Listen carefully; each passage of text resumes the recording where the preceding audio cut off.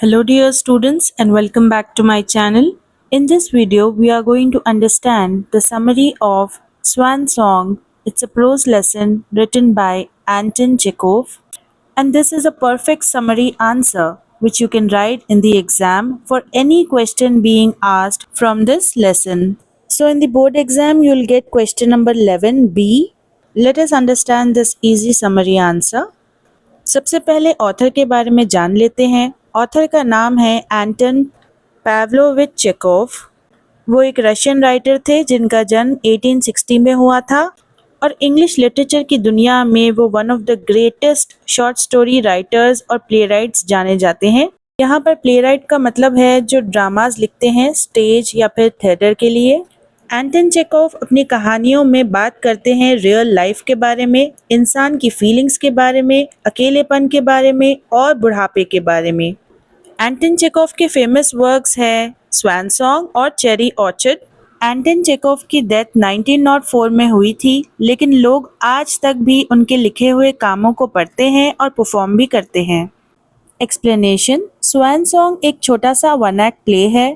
One act play यानी कि जब एक ही पार्ट में सारा प्ले हो जाता है कंप्लीट।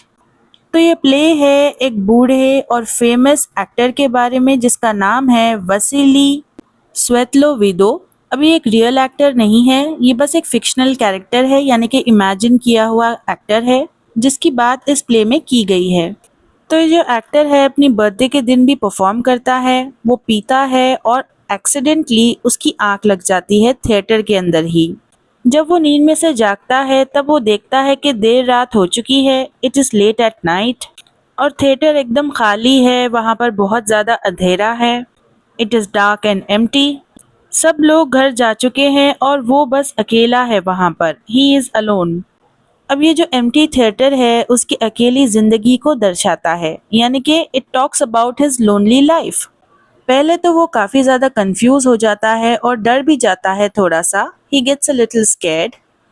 बहुत जल्द वहाँ पर एक बूढ़ा आदमी आता है जिसका नाम होता है निकिता। वो आता है थिएटर के अंदर। निकिता का काम है कि वो एक थिएटर प्रॉम्प्टर है, यानी कि वो एक्टर्स को मदद करता है लाइंस को याद रखने में, टू रिमेंबर लाइंस। अब इस निकिता ने काफ़ी लंबे समय तक, कई सालों तक इस थिएटर में काम किया है। अब दो बूढ़े आदमी मिलकर बात करने लगते हैं और वो बात करते हुए अपने मेन आइडियाज़ को जाहिर कर देते हैं। Their talks reveal the main ideas of the play. अब ये जो प्ले है वो एक कनेक्शन बताता है फेम यानी कि शोहरत, मीन्स पॉपुलैरिटी, और पर्सनल आइडेंटिटी के बीच। पर्सनल आइडेंटिटी यानी कि एक इंसान किस तरह खुद को देखता है। तो अब ये जो एक्टर है वसीली स्वेतलोविदो, वो स्पेंड करता है यानी कि बिताता है 45 इयर्स एक्टिंग में। उसने अपनी सारी ज़िंदगी बस स्टेज पर काम करके ही बिताई और ऑडियंस की तालियों के साथ, क्लैपिंग ऑफ द ऑडियंस। उसकी सारी ज़िंदगी फेम के ऊपर डिपेंडेंट थी, यानी कि पॉपुलैरिटी के ऊपर। और अब जब वो बूढ़ा हो चुका है, उतना ज़्यादा पॉपुलर नहीं रहा पहले की तरह। अब उसे खालीपन महसूस होता है, यानी कि ही फील्स एम्प्टी। उसे पता नहीं है कि वो कौन है बिना अपलॉज के, विदाउट अपलॉज। अपलॉज यानी कि तारीफ। जब वो स्टेज पर परफॉर्म करता था तब लोग उसकी तारीफ करते थे। अब वो परफॉर्म नहीं कर रहा तो उसकी तारीफ करने के लिए कोई भी नहीं है, तो उसे पता नहीं चल रहा कि उसकी लाइफ है क्या। उसे ये भी याद आता है कि उसने तो शादी ही नहीं की और उसने किसी के साथ करीबी रिश्ते ही नहीं बनाए। He did not build close relationships, क्योंकि वो हमेशा अपनी एक्टिंग में बिजी रहता था। तो इसी बात पर एंटन चेकोव जो ऑथर हैं वो कहते हैं कि अगर कोई इंसान अपनी पहचान सिर्फ और सिर्फ फेम के ऊपर बनाए, यानी कि पॉपुलैरिटी के ऊपर, तो जब ये फेम चले जाएगा, ख़त्म हो जाएगा, फेड हो जाएगा, वक्त के साथ धुंधला पड़ जाएगा, तब उस इंसान को काफ़ी ज़्यादा लॉस्ट महसूस होगा, यानी कि उसकी पर्सनल आइडेंटिटी ही नहीं रहेगी। एंटन चेकोव कहते हैं कि एजिंग यानी कि बुढ़ापा नेचुरल है और इसे रोका नहीं जा सकता। वसीली स्वेतलोविदो महसूस करते हैं कमज़ोर और थके हुए। वो याद करते हैं अपनी जवानी के दिनों को और दुखी महसूस करते हैं उन दिनों को याद करके कि अब वो दिन कभी नहीं आएंगे। Those days are gone forever. और उनके पास्ट में जो भी चॉइसेस उन्होंने की हैं, यानी कि जो भी रास्ते उन्होंने चुने हैं, उन्हें उनका रिग्रेट है, यानी कि अफसोस है। वसीली स्वेतलोविदो का जो दर्द है वो बताता है कि कितना मुश्किल है अपने बुढ़ापे को एक्सेप्ट करना। लेकिन जो निकिता है, यानी कि जो प्रॉम्प्टर का काम करता है, वो एक्सेप्ट करता है अपने बुढ़ापे को खामोशी के साथ। भले ही वो गरीब है और उतना ज़्यादा फेमस नहीं है, लेकिन फिर भी वो शांत है। इससे पता चलता है कि जो बुढ़ापा है, यानी कि एजिंग, वो काफ़ी ज़्यादा दर्दनाक बन जाती है जब एक इंसान उसे एक्सेप्ट करने से रिफ्यूज़ करता है, यानी कि इनकार करता है। अब इस लेसन में एक और थीम है, थीम ऑफ लेगेसी, यानी कि एक इंसान क्या छोड़ के जाता है पीछे मरने के बाद। What a person leaves behind after his death, ये भी ज़रूरी है। सो वसीली स्वेतलोदेवो डरते हैं कि लोग उन्हें भूल जाएंगे, पीपल विल फॉरगेट हिम। वो चिंता करते हैं कि कई सालों तक जो उन्होंने एक्टिंग की है, वो उस एक्टिंग का अब कुछ मतलब ही नहीं बनता है, इट विल मीन नथिंग। लेकिन जब वो रिसाइट करने लगते हैं, यानी कि पढ़ने लगते हैं ताकतवर लाइनों को फेमस प्लेज में से, उनका जो टैलेंट है वो स्ट्रांगली वापस आता है।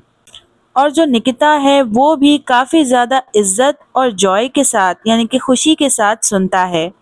और इसी मोमेंट में, इसी पल में वसीली स्वेतलोदेवो बहुत ज़्यादा प्राउड फील करते हैं और फिर से ज़िंदा महसूस करते हैं। He feels alive again. इससे ये साबित होता है कि जो लेगेसी होती है, यानी कि जो एक इंसान छोड़कर जाता है, वो सिर्फ पब्लिक फेम के बारे में नहीं होता, यानी कि पब्लिक की पॉपुलैरिटी ही नहीं होती। तो लेगेसी जो है वो फीलिंग्स के बारे में है, यादों के बारे में है, इज्जत के बारे में है, जो हम दूसरों के दिलों में छोड़कर जाते हैं। What we leave in others hearts. इस प्ले के अंत में दोनों भी जो आदमी हैं, यानी कि वसीली स्वेतलोदेवो और निकिता, ये दोनों थिएटर को छोड़कर जाते हैं साथ में। इससे इनकी काफ़ी ज़्यादा अंडरस्टैंडिंग और दोस्ती दिखाई देती है। कंक्लूजन यानी कि एंड। अब जो भी आपने इस लेसन से सीखा है वो आप इसमें लिख सकते हो। तो स्वैन सॉन्ग हमें सिखाता है कि जो शोहरत है, यानी कि फेम, वो हमेशा के लिए नहीं रहती, और जो जवानी है वो भी वक्त के साथ ख़त्म होती रहती है। एंटन चेखोव ये बताते हैं कि एक इंसान को दूसरों की तारीफ के ऊपर डिपेंडेंट नहीं होना चाहिए। इंसान की असली वैल्यू तो इंसान के कनेक्शन से आती है, इंसान की साधारण जिंदगी को एक्सेप्ट करने से आती है, और उन यादों से आती है जो हम पीछे छोड़कर जाते हैं। ये प्ले एक काफ़ी टचिंग स्टोरी है, पहचान के बारे में, बुढ़ापे के बारे में, और इस ख्वाहिश के बारे में कि लोग हमें याद रखें, and the desire to be remembered. So students, I hope you understood this summary answer, and if you did, then don't forget to hit the bell icon because I'll be uploading all other lessons as well. If you want the same PDF, then contact me on my Telegram ID. Students, if you think I was able to help you, then don't forget to hype this video, and don't forget to contact me on my Telegram ID if you want easy notes. Do check out the playlist that I gave in the comment section and hit the bell icon to get notified for my next upcoming video.